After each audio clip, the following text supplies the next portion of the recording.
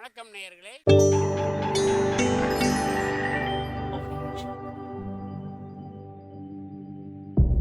மகிழ்ச்சிக்கோர் தென்கட்சி என்ற அலைவரிசையில்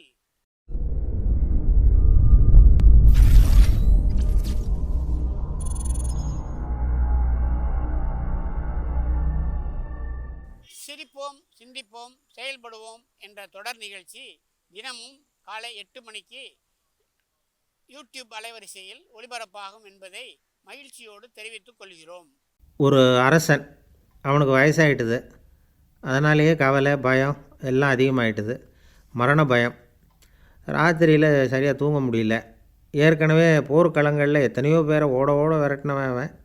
அதனால் இப்போ அந்த துணிச்சல்லாம் எங்கேயோ போயிட்டுது. என்ன பண்ணலான்னு யோசித்து எல்லா அமைச்சர்களையும் கூப்பிட்டான். எனக்கு ஒரு நல்ல ஆலோசனை சொல்லுங்கப்பா அப்படின்னு. ஆனால் என்ன ஆலோசனைன்னு கேட்டிருக்காங்க. எனக்கு ஒரு நெருக்கடியான சந்தர்ப்பம் ஏற்பட்டு போச்சுன்னு வச்சுங்க. அந்த நேரத்தில் நீங்கள் யாருமே என் பக்கத்தில் இல்லை அப்படின்னு வச்சுக்கோங்க.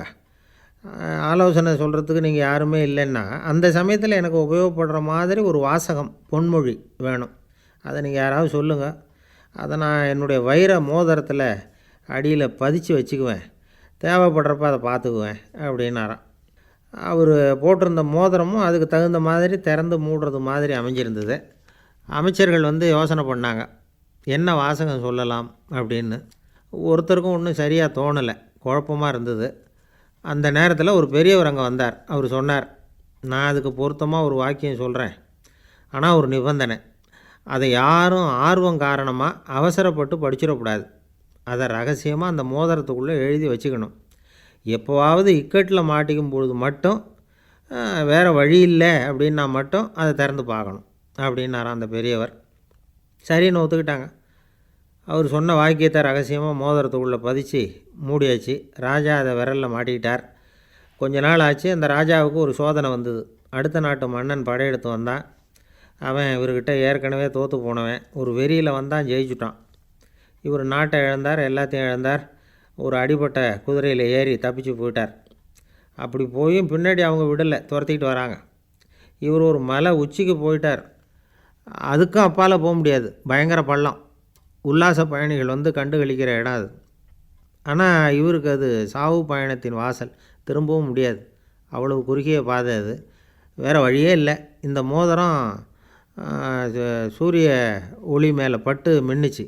கையில் இருக்கிற மோதிரம் உடனே ஞாபகம் வந்துட்டுது, ரொம்ப இக்கட்டான நேரத்தில் இதை பார்க்க சொல்லியிருக்கிறாங்களேன்னு. உடனே அதை பிரித்து பார்த்துருக்கார். பார்த்தா இந்த நிலைமையும் மாறிவிடும், this too will pass away அப்படிங்கிற வாசகம் அது. அது அவருக்கு ஒரு தைரியம் வந்து தான். பின்னாடி வந்தவங்களும் திசை மாதிரி வேறு எங்கேயோ போயிட்டாங்க. அவங்க விரட்டிட்டு வரலன்னா இவ்வளவு அழகான ஒரு இடம் இருக்கிறதே எனக்கு தெரியாமல் போயிருக்குமே அப்படின்னு வேறு நினச்சான் அவன். இவ்வளவு அழகை ரசிக்கிறதுக்காக ஒரு நாட்டையே கூட இழக்கலாம் அப்படின்னு தோணிச்சான் அந்த மன்னனுக்கு. அமைதியாக அந்த அழகை ரசித்தான். எதிரிகள்லாம் எங்கேயோ போயிட்டாங்க. நாடு திரும்பினான். மறுபடியும் படைகளை திரட்டினா. கொஞ்ச நாளில் படை எடுத்துக்கிட்டு போனான். யாருக்கிட்ட தோற்று போனான்னா அவனே ஜெயிச்சுட்டு வந்துட்டான். வரவேற்பு விழா பிரமாதப்படுது. இப்போது ஆடல் பாடல் கோலாகலம். இதை பார்த்ததும் அந்த ராஜாவுக்கு தலைகால புரியல. நம்மளை இனிமேல் யாராலையும் ஜெயிக்க முடியாது அப்படிங்கிற தலைகணம் வந்துட்டுது, அகம்பாவம் வந்துட்டுது. லேசாக எட்டி பார்த்தது அகங்காரம். இப்போ மறுபடியும் சூரிய ஒளிப்பட்டு மோதிரம் மின்னுச்சு. அதை மெதுவாக திறந்து பார்த்தானா, இந்த நிலைமையும் மாறிவிடும், this too will pass away அப்படிங்கிற வாசகம் கண்ணில் பட்டுது. அவ்வளவுதான், அவன் மனசை அடங்க ஆரம்பிச்சுட்டு தான், ஆணவம் போயிட்டு தான். இதிலேருந்து நாம் தெரிஞ்சிக்க வேண்டிய விஷயம் என்னென்னா, எந்த சூழ்நிலையிலேயும் நாம் கவலைப்பட வேண்டியதில்லை. ஏன்னா இங்கே எதுவுமே நிரந்தரம் இல்லை. அந்த ராஜா மாதிரியே நம்மால் ஒருத்தன் ஒரு மோதிரம் போட்டிருந்தான். அதுக்குன்னே அவன் எழுதி வச்சுருந்த வாசகம், எதுக்கும் கவலைப்படாதே அப்படிங்கிற வாக்கியம்தான். அதை தான் உள்ளே பதிச்சு வச்சுருந்தான். ஒரு நாள் பயங்கரமான கவலையோடு உட்காந்துருக்கிறான். பக்கத்தில் இருந்தவங்க சொன்னாங்க, இது மாதிரி சந்தர்ப்பத்தில் தான் நீ உன் மோதிரத்தை திறந்து பார்க்கணும் அப்படின்னாங்க.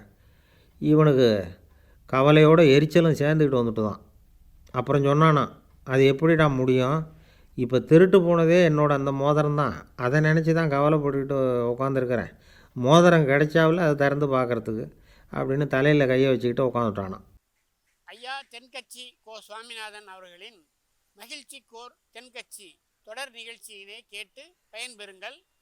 நிகழ்ச்சியினை பிடித்திருந்தால் உங்களுக்கு கமெண்ட் பாக்ஸில் உங்கள் கமெண்ட்டுகளை பதிவு செய்யுங்கள், ஷேர் செய்யுங்கள், லைக் செய்யுங்கள், கண்டிப்பாக சப்ஸ்கிரைப் செய்யுங்கள். நன்றி, வணக்கம்.